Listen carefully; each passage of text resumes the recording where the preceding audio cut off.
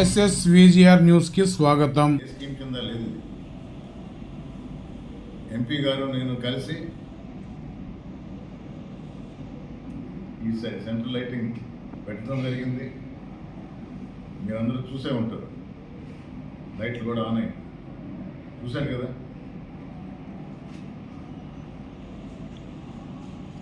అది ఒక గొప్పగా చెప్పుకోవటం ఇంకా ఆయనకే చెల్లి. ఇప్పుడు మరి అది చెప్పినప్పుడు నేను చేసి కూడా చెప్పాల్సి వస్తుంది మరి.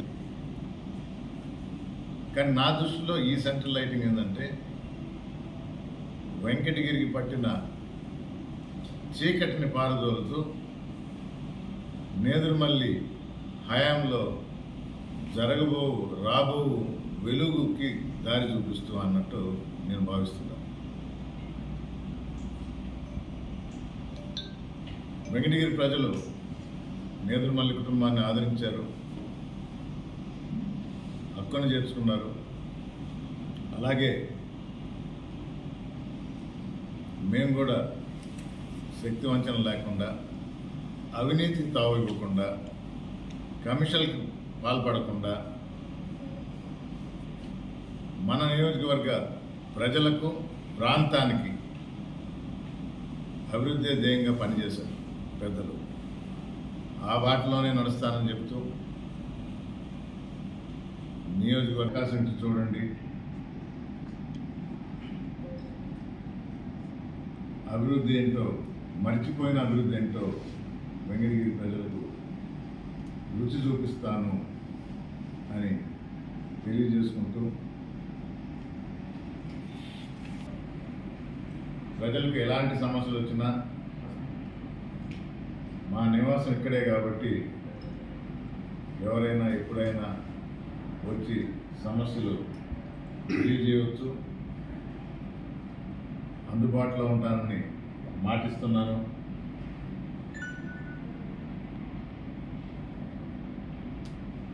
సంక్షేమ పథకాలు అమలు చేయాలంటే ప్రతిపక్ష పార్టీలాగా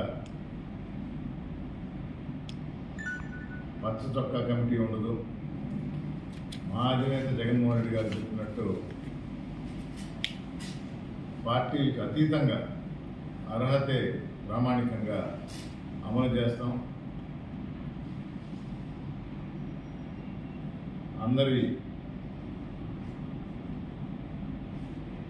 బాగోగు కోరుకునే వైఎస్ఆర్ కాంగ్రెస్ పార్టీ తరఫున మీ ఎమ్మెల్యే అభ్యర్థిగా మీ గుండెల్లో కూడా చోటు సంపాదిస్తాననే నమ్మకంతో మీ అందరికీ పనిచేస్తానని తెలియజేస్తూ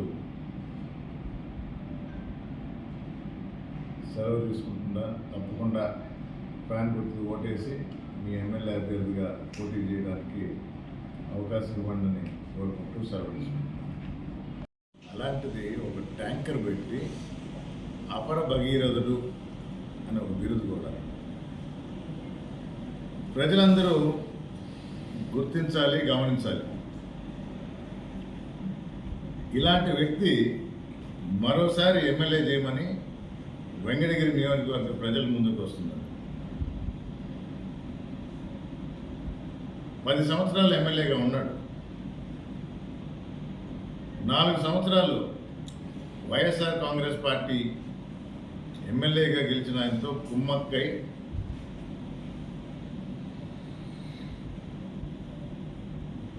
నియోజకవర్గ అభివృద్ధికి ఆటంకాలు కలిగిస్తూ ఉంటే మేము పార్టీ మనిషిగా ఆఫ్ రికార్డ్ పిలిచి పెద్దలు మందలిస్తుంటే నియోజకవర్గ ప్రజలు ఏమి ల్యాకింగ్, హాస్పిటల్స్ కానీ, కాలేజెస్ కానీ, వెంకటగిరి టౌన్కి, అలాగే రూరల్ మండలానికి, హైవేకి దగ్గరగా ఉన్నాం. రెప్యూటెడ్ ఇన్స్టిట్యూషన్స్ ఐఐటి, ఐఎస్ఆర్ దగ్గరలో వచ్చినాయి. మన టౌన్ భవిష్యత్తు ఏ సైడ్ పెరగాలి, ఏ విధంగా పెరగాలి, టౌన్ ఏ విధంగా రూపాంతరం చెందాలి, నగరవనం కానీ ఇచ్చిన టిట్కో ఇళ్ళు సక్రమంగా వాడటం కానీ అందుబాటులో తీసుకురావడం కానీ అక్కడ అవసరమైన మల్టీప్లెక్స్లు కానీ షాపింగ్ మాల్స్ కానీ అంటే పేర్లు పెద్దగా ఉన్న అవసరాలను బట్టి తప్పకుండా ఇవన్నీ జరిగేవి. ఇలా ఒక 20-30 years ముందర దూరదృష్టితో ఆలోచించి చేయాల్సిన కార్యక్రమాలు ఉంటాయి. అవి ప్రజలు చెప్పలేరు. ఒక ఎమ్మెల్యే అభ్యర్థిగా ఈ ప్రాంతం అభివృద్ధి చెందాలి అంటే ఆ విజన్తో ముందుకు పోవాలి. వాటిల్లో కొన్ని మీ ముందు ఉంచారు. రోడ్ మ్యాప్ అనే పేరుతో, అభివృద్ధి ప్రణాళిక అనే పేరుతో ఏ విధంగా అయితే జగన్మోహన్ రెడ్డి చేసిన పథకాలు సరైనవి అంటే అమ్మఒడి నేను కూడా పెడతాను, రైతు భరోసా నేను కూడా ఇస్తాను, నేతన్న నేస్తాం 24,000 నేను కూడా ఇస్తాను,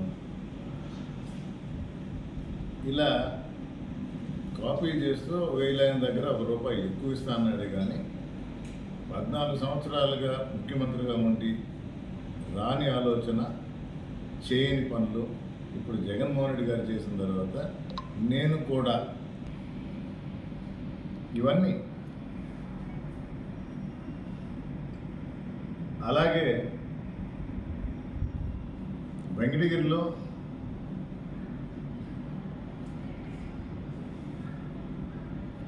వెంకటగిరి నియోజకవర్గానికి సంబంధించిన ప్రణాళిక మొదలు పెడితే 3 రోజుల తర్వాత తెలుగుదేశం అభ్యర్థి కూడా వాళ్ళ మేనిఫెస్టో అనే పేరుతో ముందుకు పెట్టడం సంతోషకరమైన విషయం. ఎందుకంటే నన్ను కాపీ చేస్తున్నాడు అన్నప్పుడు నాకు నిజంగా సంతోషం. గెలుపు వైఎస్ఆర్ కాంగ్రెస్ పార్టీది. మరోసారి జగన్మోహన్ రెడ్డి ముఖ్యమంత్రి కాబోతున్నారు. పట్నంలో ప్రమాణ స్వీకారం చేయబోతున్నారు.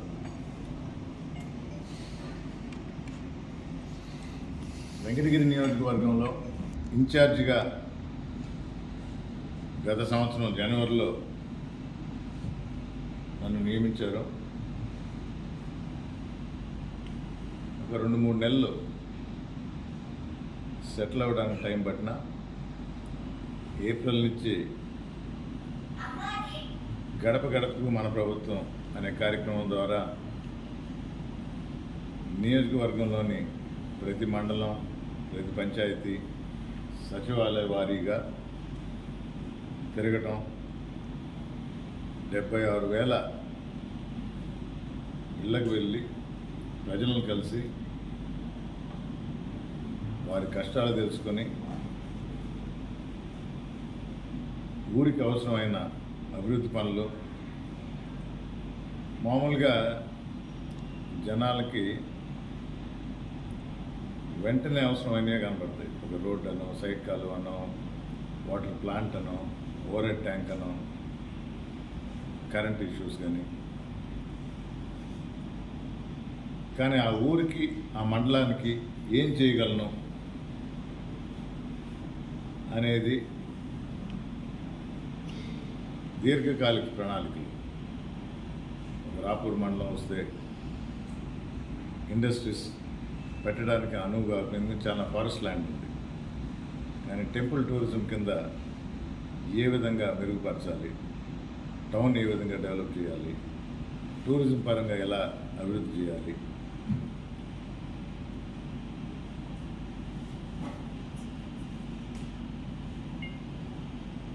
అలాగే సైదాపురం నా ప్రణాళికలో, నా అభివృద్ధి ప్రణాళికలో ఏ పాయింట్స్ అయితే పెట్టానో దగ్గర ఆ పాయింట్స్ అన్నీ కాపీ చేశారు. మీరు కూడా ఉన్నారు. నిజమని ఒప్పుకుంటారా లేదా? వెంకటగిరి నియోజకవర్గ పరిధిలో ఉన్న పనులు నేను చేయగలను, నేను చేయాలి అనుకున్నవి కొన్ని పెట్టినా, ఇంకా చాలా ఉన్నాయని కూడా మీకు చెప్పినాను. కానీ నా ప్రత్యర్థి తెలుగుదేశం అభ్యర్థి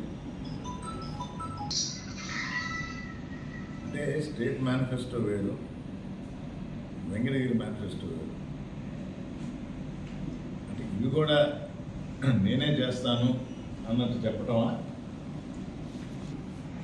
ఇది పుట్టి వెంకటగిరికే పరిమితమా లేకపోతే స్టేట్ మేనిఫెస్టోలో ఉందా? 24,000 రూపాయలు స్టేట్ మేనిఫెస్టోలో ఉండేది వెంకటగిరి నియోజకవర్గ అభివృద్ధికి మేనిఫెస్టో అని రాస్తారు. అంటే స్టేట్ వైడ్ చంద్రబాబు నాయుడు గారు ఆంధ్ర రాష్ట్ర ప్రజలను మోసం చేస్తా, వెంకటగిరి నియోజకవర్గంలో గురుగొండ రామకృష్ణ గారు నేను ఇక్కడ ప్రజలను మోసం చేస్తాను. ఇదే ఇద్దరి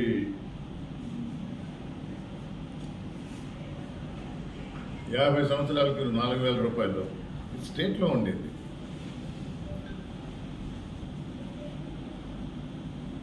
కానీ ఎలాగైతే అప్పుడప్పుడు ఈ మధ్య జోక్ చెప్తా ఉన్నా, చంద్రబాబు నాయుడు గారు 5 నెలల